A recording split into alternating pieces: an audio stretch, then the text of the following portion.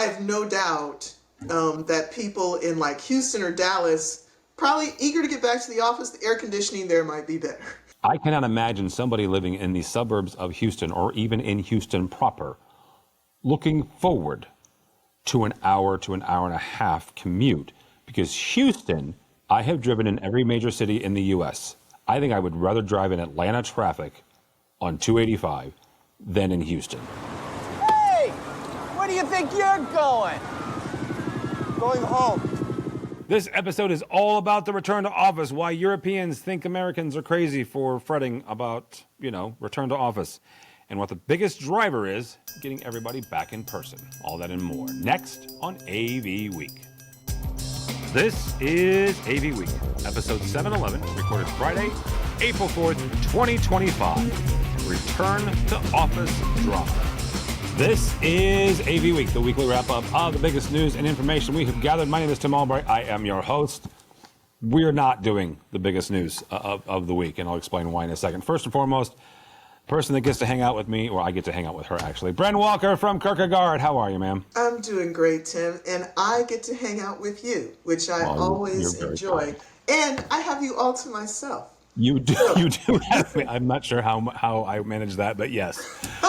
So here's the thing, Bren in her real job, her day job, or what she works on all the time, she designs systems, right? She designs spaces, music venues, and conference spaces and workspaces, and we've been talking about return to work, return to office for a minute here, right? And Mitchell's going to put a whole bunch of articles that both Brent and I have gathered.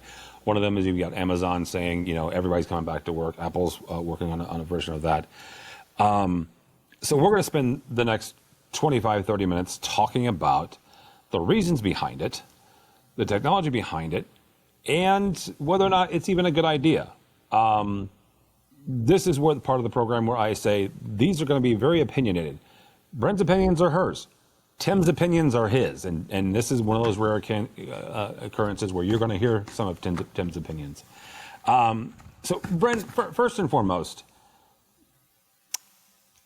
just generically, why do we think that corporations and companies are at least in the States, and there's a distinction here, I'll talk about this in a second. The big push, it feels like, is the U.S. and also a little bit of the U.K. Doing this return to office push. Why do we think that is? Control. Okay. I think it is about control. And, Amazon's, both Andy's note to the team in 23, and then the more recent one in September. And Andy here is the CEO, the new CEO, of Amazon. Yeah. So he did basically two sort of all-team messages about this. And the one in September was at the end of it, all the way at the bottom, after all of this other stuff that supposedly relates to the team and efficiency and all this other stuff, was the return to office, right? Yep. And the thing that's notably missing from both of those communications is any data from the actual workforce that backs up the idea that they are better when they are all together, right? Okay. And even in the September one, he says, we believe. Now, this is Amazon. They have everybody's data. Right? And one would assume they're workers as well. Right. So why wouldn't they actually present data to their own team about why this is better? As opposed to just being, like you said, we've got opinions. Well, clearly that's just an opinion that they're putting forward. And, when you look at the sort of larger world of things happening, and let's talk about the U.S. specifically, because this to me relates to the broader world of what's happening with the U.S. turning inside, and the people who think they, quote, are in control, wanting to reassert their control. Okay. Right? And even the way things were handled with federal workers was about the boss reasserting control. Okay. So, and for employees, the resistance to going back to the office has also been about control. The thing that people love the most about being able to work from home is that they have control of their environment. So if you have two kids, you have maybe a home office, and you've now Yep. like done more to make your home office good because you've been using it more over the last 5 years. Your kids get home, right? You need to get them doing something else. You can get them doing something else. And maybe they're doing something else that's now close to your office. Okay, so you're not going to go to your office. You're going to go to maybe the family room, right? Or maybe you have a part of your house that you go to where you like to take your phone calls, right? You get to choose. So you get to choose what kind of environment you want to be in. Maybe in the afternoons, you're going to do some busy work at the kitchen counter while you can keep your eye on your kids, right? But that person is still being productive. But the bottom Yeah. line is control, right? And as our attention has gotten more fractured, our desperation around having control of our inputs has increased. So, and that demand for our attention is driving our need to maintain more control over where we are and what we experience, right? So, it's the tension in the United States between workers and quote bosses is really going to come to a head this year, obviously, with everything that's going on. And, tens of thousands of people being laid off just from the federal workforce. Yeah. Those more layoffs are coming from the uncertainty of the tariff situation. Now, if you look at what's happened with the federal workforce, and it's clear that the intention of the administration was to use the quote return to office edict as a way to get some people to self-terminate, right? To remove themselves from the workforce because they don't want to go back to the office. Yeah. And there will be some of that effect, back channel layoffs. And when companies announce this, they're going to have some of the same, where people are just going to say, nope, I'm not going back to that office. Now, the issue is the best talent gets to choose, right? So you can think that doing, and I've heard some tech people say, oh, well, the people who come to the office are the most gung-ho people. So those are the people we want to have in the business. Doesn't mean they're the smartest people. Doesn't mean they're the most effective people, right? And if you're really talented and you're very smart, you get to choose where you want to go. And you get to say, all right, these are the terms by which I want to work. Now, remote work opportunities have dropped by like 20% in the last year. However, when remote work opportunities come up, they get 60% more responses than opportunities that are not remote. So the supply of labor is telling people what they want. And if that's really desirable for great talent, they're going to go to whoever allows them to have that. Amazon may find that they lose a lot of really talented people, and that they keep a lot of people who are maybe gung-ho, but may not be the best. So there's risks to it, but there's a risk that they obviously seem willing to take. I don't know. Does it make you more competitive to give people control? I think so. There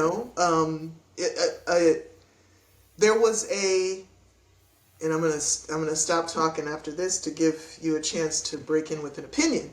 But there was a comment from one of the Google founders about how the 60-hour work week was ideal. Now, do you know anybody who's rushing to sign up for a 60-hour work week? And that's very much No. a Silicon Valley mentality, right? And that mentality, the mentality of drive, drive, drive, is the reason why the US is having this RTO conversation and Europe is not. What that is, and the founder was Sergey Brin, Yeah. and he was saying we're falling behind on AI. We need those 60, 80-hour weeks again Yeah. to catch back up. Which I've never worked for Google. I don't want to work for Google. Not that Sergey Brin is in charge anymore, but still. You bring up something there, and that is the European side of this, and I've said before, I'm a big dumb American. I do know where certain countries are. I know where Denmark is. I know where Amsterdam is, or the Netherlands rather. Roughly, I know where France is. Somewhat joking here, but there's a disconnect inside Europe, and I'm not. This is a slight broad brush from a big dumb American. There are big swaths of the EU that are looking at America, just the U.S. in general, having this return to office conversation and go, what are you talking about? We never left, right? And talking with, just got back from ISE in February, and in talking with other integrators and some IT managers, Fortune 500 and higher education, they did not go home during COVID. There was no lockdown. Sweden is another example. They have been in the office since the COVID pandemic. And so they're watching us have this conversation and going, WTF, guys, we don't know what you're doing or why you're even talking about this. Part of that is, their culture, right? And the U.S. is big enough, and I've said this before, our geography is we have probably 15,000 cultures and regions in the U.S. But when it comes to work, we seem to have a pretty homogenous culture in the States. And again, broad brush here. Why do you think it is that, at least in the States, a bunch of folks jumped to remote work, and in the EU, predominantly, it feels like, they did not. They're like, no, we want to go in the office. We want to work from the office. One is quality of life, right? So recently the annual happiness survey came out, and most of the countries of Europe, certainly the ones that you mentioned, are all higher on that survey than the United States. The United States is at like 23 or 26 or something like that, right? So they already have a better quality of life. Workers in the U.S. have been screaming about their quality of life for a while now. And the ability to work from home gave people a taste of what it would be like to not commute for 40 minutes and spend 12 hours of your day, of your every day, of 5 days a week or 6 for some people. Yeah. Just getting to work and working, and then whatever else is happening on your phone after you left the office, right? So I'm not a user of Uber. I take taxis when I travel, and when I take taxis in the U.S. and talk to taxi drivers who are almost all immigrants, almost always, except in certain markets, but almost always they're immigrants. And what I hear consistently is, I am here to hustle, and I think that that's an American thing, very much an American thing of, if I'm not hustling every minute, I'm not, getting more money. Yeah. So I'm not able to buy more stuff. And Americans buying stuff is why there's so much trade imbalance, but that's a whole conversation. Different week. Different week. But it's the drive to, I gotta get more money. I gotta get more money. And always in the background, this looming risk of being bankrupted by having a medical emergency, right? Like, there are all these things that are threats to the very basic getting along in life. And I think that, that there was a release valve that happened. Now, before the pandemic, there were already people who were doing remote work. No, You yeah. know, I haven't worked in an office since 2005. That's the way I decided to set up my life, right? And there are other people who decided that. And remote work has been a possibility since, Tim Ferriss's 4-Hour Work Week was successful partially because technology enabled people to be doing things from different parts of the world even. Yeah. So and the other thing I was thinking about Europe is that when you look at most of the major cities in Europe, the chances that someone has an apartment big enough to also work out of is a lot smaller, I think, than for where most Americans live and work. I'm sure there are a lot of New Yorkers who are happy to get back to the office. I have no doubt that people in like Houston or Dallas probably eager to get back to the office. The air conditioning there might be better, So, But hang on for a second. That brings up a good point. And I'm going to pick on just big cities in general, right? And New York, I'm going to take out of this equation because of a couple different things. Number one, you're right. The average square meters of a New York apartment is probably dramatically smaller than it is in St. Louis, Chicago, Houston, right? St. Louis, Chicago, and Houston. Those three is who I'll pick on for a second because I know the traffic patterns of all three. Yeah. I cannot imagine somebody living in the suburbs of Houston or even in Houston proper looking forward to an hour and a half commute because Houston, I have driven in every major city in the U.S. I would rather, and I hate Atlanta traffic. I was just there this week. I think I would rather drive in Atlanta traffic on 285 than in Houston. No doubt. And actually you bring up another point that also reveals a contrast with Europe. Public transportation to your work is a lot Which is why I wanted to keep New York out of this conversation because they've got it fantastic, right? Especially Right. here in the States. If you want to compare every other city to New York is light years ahead of anybody else. Yeah, so what we're talking about is all of the things around your life that relate to why you want to be where you are when you work, right? And we see that in the US, there's been a lot of things revealed in terms of the poor quality of what goes on around someone's life in terms of where they work. And some of those things were relieved when people were able to work from home and they had control over their environment, right? So that's what this ultimately comes down to. And when I think about how AV plays into it, we are, we're further along in terms of your personally carrying the input and output devices that enable you to participate in meetings, right? I can see a world where you go into a meeting room at an office and there are no AV devices in the room. There's only something that's delivering signal. And you are picking up that signal and then your personal devices are what you are using, right? To both speak and to hear, to see and be seen. I want to take a slight left turn here. The last 10, 12 minutes here, and talk about the companies themselves. And I am not going to sit here and say woe is me about the companies. Right? There's really smart people running these companies. I'm simply going to ask some questions here because there are exposures, there are risks that these companies have taken.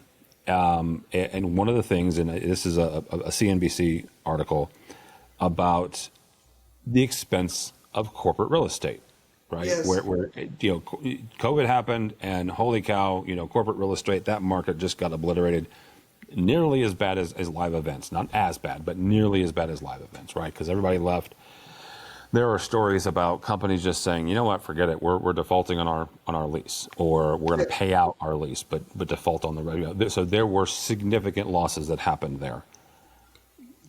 corporate real estate is not inexpensive, right? And whether it is the companies like CBRE, right, who physically own these buildings and depend on those leases and depend on those agreements for their revenue to employ and pay their employees.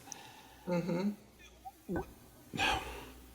Where does that line? Where is that line? Because this is one thing that Tim does not have an opinion here. I'm simply curious because there has to be an agreement here somewhere that says, yes, our company, our culture, we want to be back in the office. Awesome, groovy. That's great for you guys.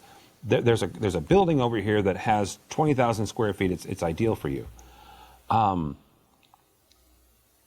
I guess the question here is how do we help these companies or to get occupancy in these buildings that are sitting right now at 40 to 50%.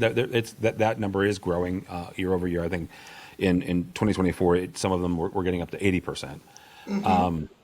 But get them back to a level where they're not going to default, right? And whether it's Houston, LA, or St. Louis, you're not going to have empty buildings, which is a whole nother conversation and a whole nother issue. But is it something where we're looking for workers, like we're that those companies need to look for workers that do want to be in the office and those that don't? Well, then here's a different set of employment for you. Sure. I think it's two things. First, let's separate the leases from the occupancy, Okay. right? So the companies may have leases. How many people are actually in those spaces is what that occupancy rate is. Okay. And the occupancy rate is at its highest on Tuesdays and at its lowest on Fridays. Okay. Right? And in some cities, people have accepted no one goes to the office on Fridays anymore. Chicago, it's a done deal. If you want to pick the time to avoid the worst traffic going to an airport in Chicago, it's Thursday. Okay? It's Thursday afternoon and into the early evening. So there's the two separate things. Now, I think there is the question of what a company does and whether or not what that company does benefits from having people get together to foster the creation of a thing, and that will drive whether or not they need to actually have a space like that. And then there's roles. And some people have roles that are, they are solo roles where they don't engage with anybody else and they crank out what they do all day, right? So there's the choice. There are two things to think about. Who has the kind of role that enables them to be on their own somewhere? And who has the kind of company or business or processes that require people to be together? And CBREs and those kinds of companies have to change their marketing. So maybe the attempt before to get the accounting firms is maybe not where you're looking anymore, because maybe 70% of accounting firm staff is either half AI and half at home. So I think they have again a different conversation for another week. Yeah, exactly. But they have to change the way they market, and just thinking that the big company is the target isn't necessarily the answer. It may be divisions within a company where the nature of their work is such that they need to be together. Are we looking at, and I'm going to use WeWork as a shorthand here. I understand the issues with that company specifically, but you understand where I'm going here. Yeah. I think. Is this where we're going to start seeing systems like that, where, and we'll pick on CBRB since we're talking about them. They're the ones who own the buildings. Maybe they roll up a version of, distributed, democratized spaces for, let's say AVNation had an entire, editorial staff. I don't know, making stuff up here.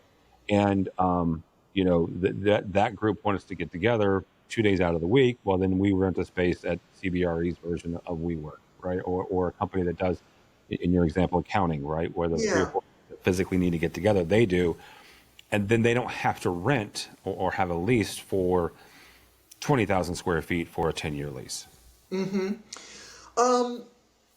Maybe. right? Like I think part of the issues with the WeWorks and hoteling in general There we go. is that hoteling does not address the control issue, Okay. right? So it works. You know, I guess the best way to look at this when I think about it in totality is that hybrid work is here to stay, right? And I think regardless of wherever you are in the world, some form of hybrid work is a part of capitalist economies now because the tools support it, Yeah. right? 10 years ago, we weren't going to be doing this. I was going to say, just a couple of weeks ago, we did a story on the death of Skype. That was the first system, the first technology that we used at AVNation to connect people remotely. And just for the record, there was no video, right? It was all audio. So you can't fight what the flow of technology is doing on that front, right? Yeah. And how it's actually supporting the idea that things have to be hybrid. And we have to design systems that are hybrid, that support hybrid uses, right? So I look at it and I think we're not going to go back from where technology has taken us to. And it actually has increased our ability to do business with people in other parts of the world. And if we have a certain open attitude about that, why do we have a different attitude about how we treat our employees? That's probably fair. And some of that, though, is, and it's interesting. Brent and I are recording this the week that tariffs, and again, we're not having that conversation. I'll save that for next Friday because that one may take an entire episode too. Oh, dude, that's multiple episodes when you really get in. Yeah. Some of the emails I'm getting from manufacturers, that's multiple episodes. Oh yeah. I was with our friends at PSNI this week and did a panel with three pretty awesome CEOs of AV, and but you look at, I'll just say it this way, culture, right? If you have a culture, and we started this conversation picking on Amazon for good reason, right? They're one of the folks that put their flag in the sand and said, everybody's back to work. If Amazon's culture fits you, then go work for Amazon, right? If it doesn't, right, and Bren's right, U.S. wide, again, takes it back and looks at the states in general, U.S. wide. If you have a hybrid schedule, you are not working on Mondays and Fridays. That's generally what it is. Tuesday, Wednesday, Thursdays tends to be it. I'm a weird one. I do not work from the office. I work from home on Tuesdays and Thursdays. That is my own thing, mainly because we record AVWeek on Fridays. This is a really nice studio. Not that I can't do it from my house. I actually almost did it on purpose today. But I like my studio. It's a thing, right? And I could build this in my house, but then my wife would leave me, and that's a whole other set of issues. But it comes down to culture and finding a culture that works for you and works for your life and works for the life that you want, right? I think that's some of that, and I'm not going to put words in Brent's mouth. That is what I am saying, right? It is finding a culture and an environment that really does work for you and works for the life that you want to have. Yeah, and I think that we in AV have a tremendous opportunity to help people with this. Yeah, absolutely. Right? We just have to step outside of maybe some of the ways we've been taught to think about AV. We've been taught to think that the personal devices are in the IT realm, and they're not. Like, it's the other thing that I think that this reveals for those of us in AV is that our focus has to shift from the hardware and even the software that makes the hardware run to the user experience. And how do we help a company that has employees doing, some are full-time, some are 3 days a week, some are full-time remote, some are part-time in the office, some are part-time remote, some are contract. How do we help a company make sure that all of their employees have a great experience with AV so that AV is not a barrier to them returning to the office, which it is for some people, because if the conference room system is harder to work than just firing up Zoom at home, guess what I'm going to want to do? And I'm going to want to do it just because it also helps me do my job better. Yeah. If I'm struggling in the conference room with like, oh, there's an echo because when one of these mics is on and I don't know how to turn it off, right? So we in AV have to cultivate better user experiences in order to be at the solution. And we have an opportunity to learn from what has been happening over the last 5 years in order to create better systems and to create better experiences and to fully embrace the individual devices that people, the BYOD that we talk about all the time. And we always talk about it from the standpoint of somebody, oh, they're going to present, they've got their own device, right? Like that's one of the ways we talk about BYOD, at least in my world of design. Yeah. You know, that room's going to enable anyone to bring their device and present. Okay, well, what if I come in the room and I want to use my device for everything that I do? Right? And I don't want to, you have a screen over there? I don't care about the screen. I actually want to control the visual myself because I want to be able to zoom in and look at things by my own choice. Right? Or, you know, another thing that's happening that I think even further sort of cements this idea of the personal device as the I/O device is Auracast, right? And the fact that now you shouldn't have an excuse about not being able to accommodate someone who is otherwise enabled when it comes to audio. Yeah. Right? Because with Auracast, I can decide for myself what I need in order to understand in the meeting. So this is the direction we're moving in. We're moving in a direction where the personal I/O is what matters. And if we want to still be relevant past the signal, then we have to be able to say, here's the experience that goes between their personal devices and the devices you decide to let us design and have integrators install for you. All right. That'll be a good place to stop. Bren Walker from Kierkegaard. Thank you, ma'am. How do people connect with you or Kierkegaard? Bren at Kierkegaard.com. And think the philosopher, but it's Kirk, no extra E. Kirk. All right. Very good. And you can find me from time to time on LinkedIn. Occasionally. Occasionally. Soon on Substack.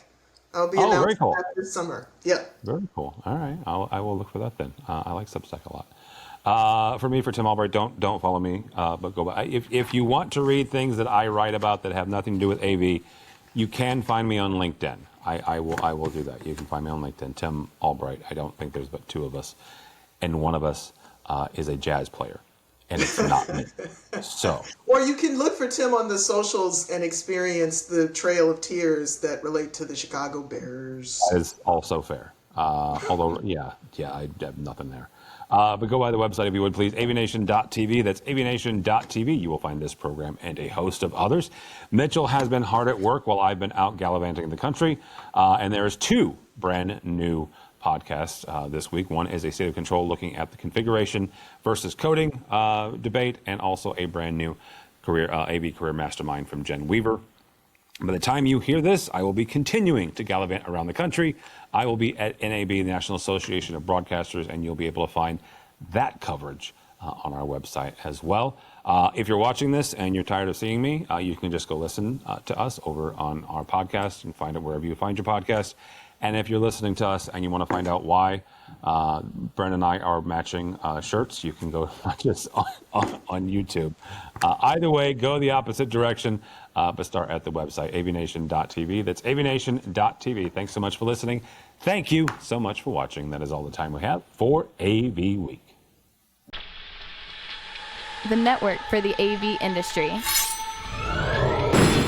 What are you listening to? This is AV. This is AV Nation. This is AV Nation.